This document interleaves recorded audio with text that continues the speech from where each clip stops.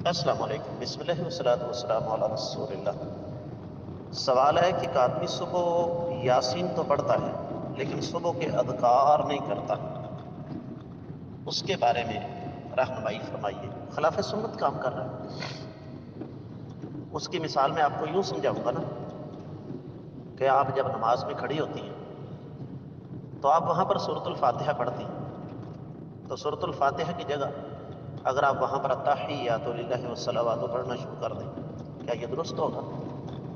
حالانکہ التحیات بھی نماز۔ اسی طریقے سے آپ سجدے میں سبحان ربی العظیم پڑھیں، کیا یہ درست ہوگا؟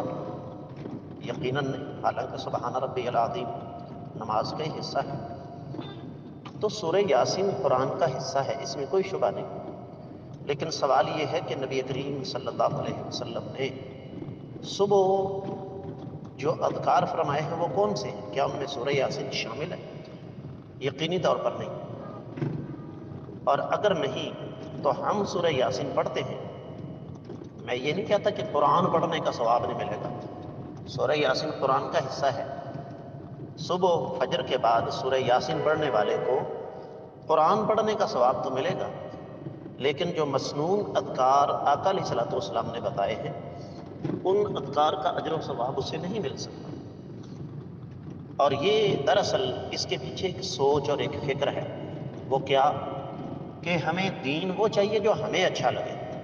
مسلمان کا یہ مزاج نہیں ہوتا، مسلمان وہ دین لیتا ہے جو اللہ اور اللہ کے رسول صلی اللہ علیہ وسلم نے ہمیں بتایا۔ تو نبی علیہ السلام نے فجر کے بعد ہمیں سورہ یاسین پڑھنے کا حکم نہیں دیا، مسنون اذکار پڑھنے کا حکم دیا ہے، اور ہمیں وہی پڑھنے چاہیے۔ میں امید کرتا ہوں کہ آپ کو سمجھ آ گئی ہوگی۔ واللہ تعالی اعلم۔